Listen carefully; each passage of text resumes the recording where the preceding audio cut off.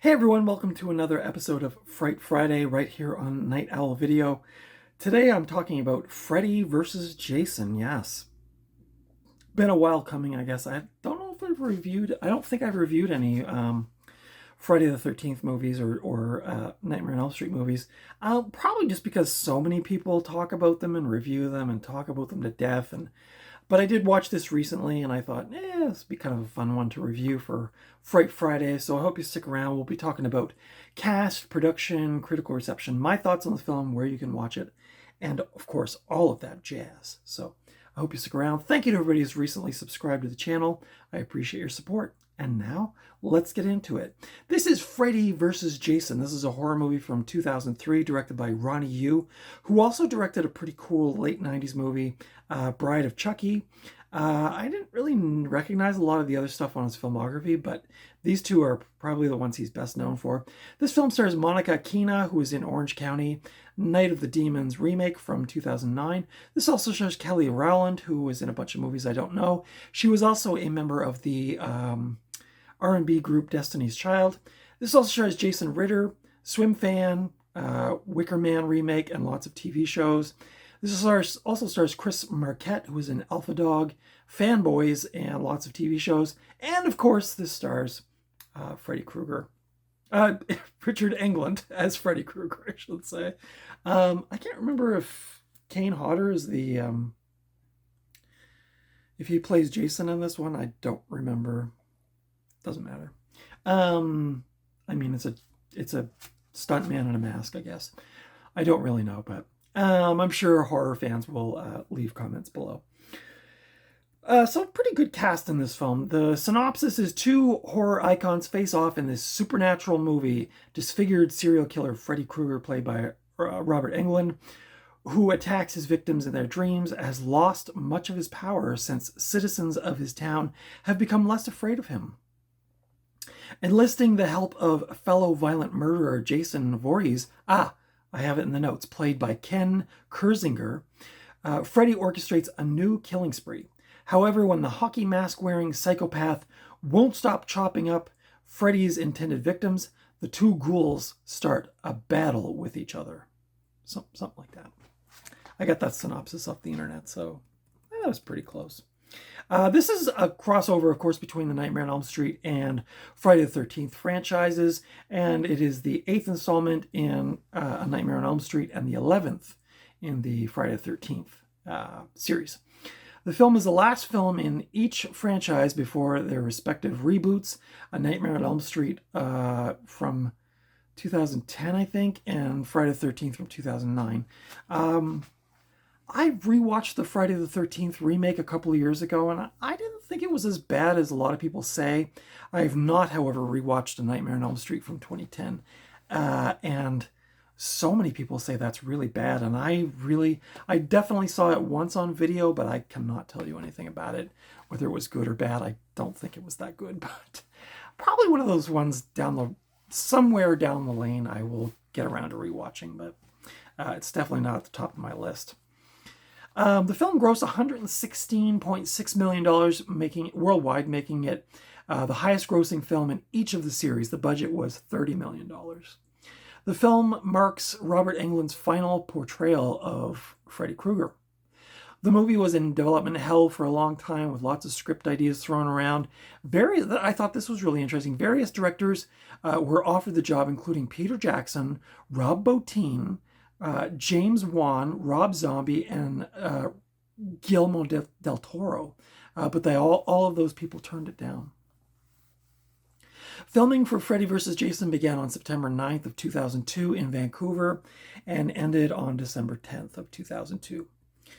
The lake at Camp Crystal Lake was also being used to film the final scenes for the film X2, X-Men United from 2003.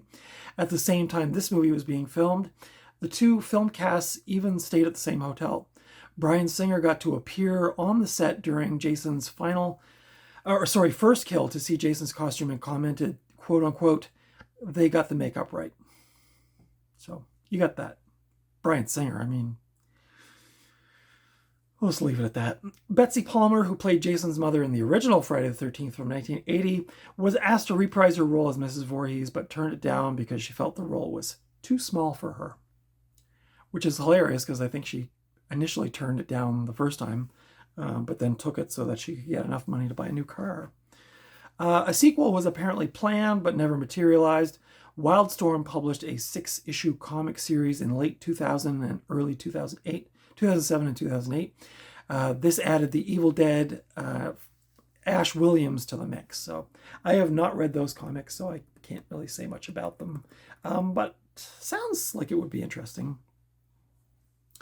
My thoughts on this film: this is hands down a guilty pleasure for me.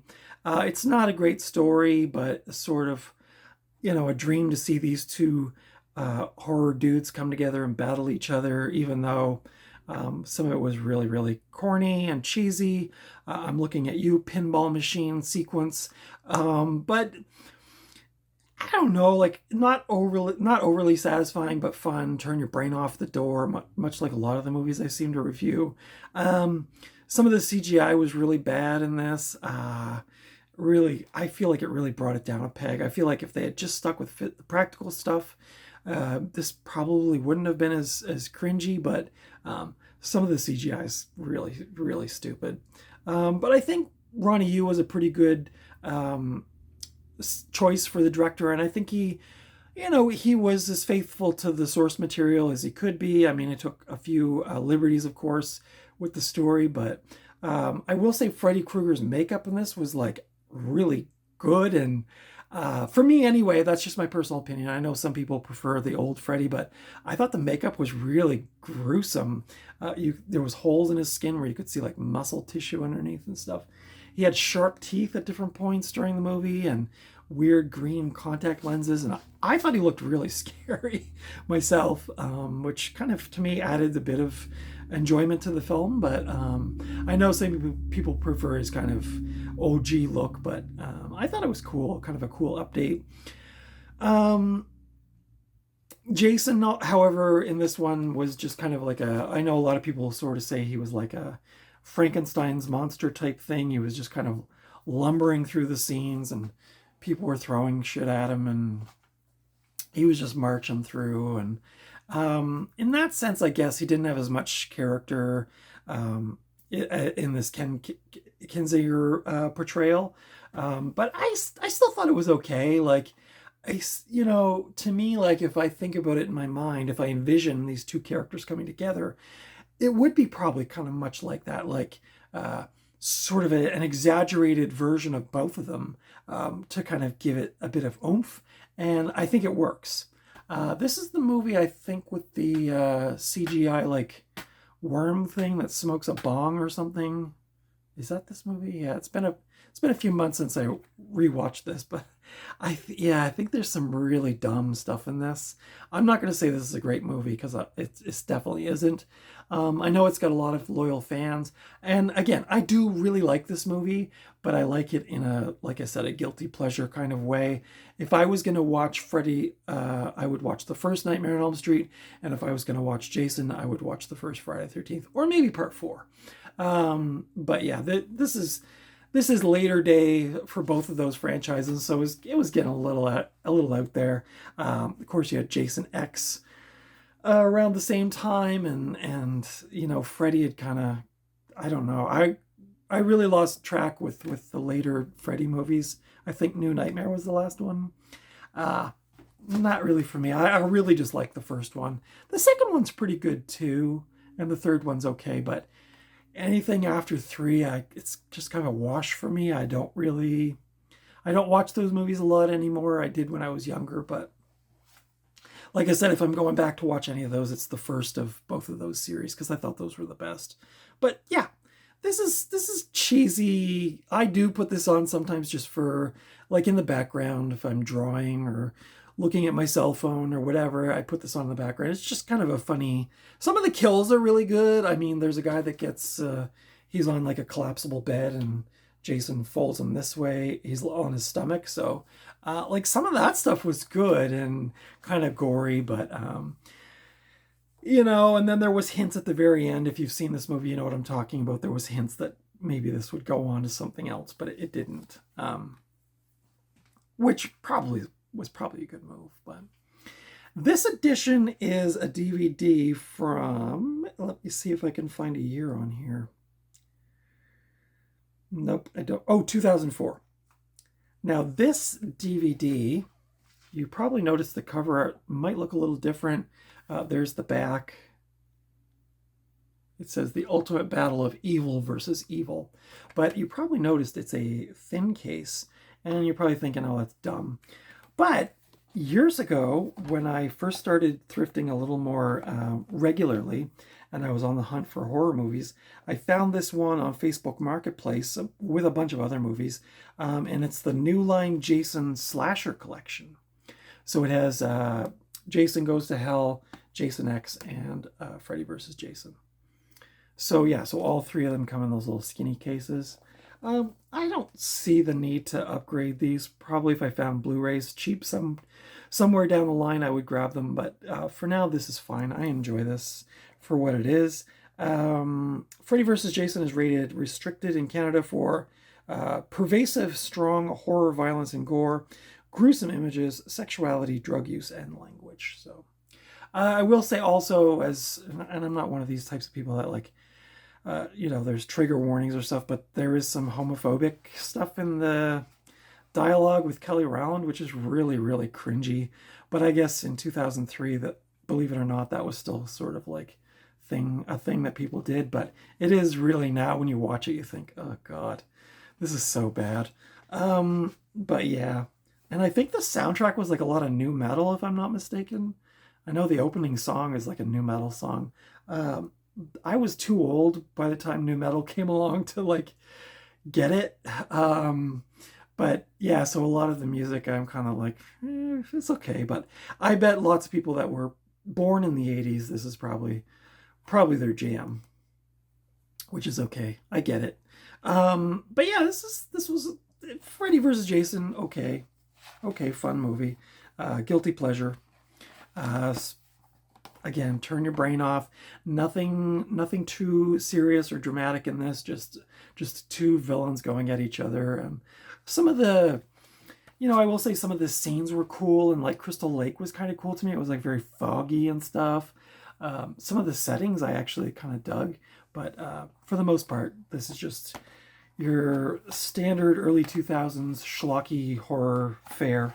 But again, I like the movie. Don't get me wrong. I'm not saying I don't like it, but that's my thoughts. Now, you can currently, if you have in Canada, as of the recording of this video, if you have a Netflix account or a Crave account, you can currently watch this on those platforms. You can also rent it on YouTube, Google Play, and Amazon Prime, and Apple TV. And I'm sure you could find these movies pretty easy on DVD or Blu-ray if you went on eBay or Amazon or those kinds of places. So probably not too hard of a movie to track down. I've seen this around. I've actually seen this. I just bought the VHS actually. So I do see that around fairly often. So probably not a hard one to find, but that's my thoughts on Freddy vs. Jason. What did you think of that movie? Was it a big, huge disappointment for you? Or were you really looking forward to it and you saw it and you thought it was just awesome in a very cheesy way? I'm kind of in the latter camp, but let me know your thoughts in the comments below. Give me a thumbs up if you like this review. Consider subscribing if you haven't already. Every Monday is Mainstream Monday, where I review mainstream fare. Tuesdays, Cult Movie Tuesdays, where I review cult movies. And Friday is Fright Friday, where I review horror movies each week. So I also had a thrifting haul this week, so if you missed it, go back and check it out. And that's it for today. Thank you so much for watching. If you missed this past Tuesday, I reviewed the movie Red Eye. And coming up on Monday, I have the Liam Neeson movie Nonstop. So I was very excited to review that one. So that's coming up. So that's it for today. Thank you so much for watching. Until next time, I will see you at the thrift store or at the video store or just out and about somewhere. Hopefully, you will not find yourselves standing between Freddy and Jason in a vicious fight for survival. That's it for today. Thank you so much for watching. I appreciate all of you, and I'll see you in the next video.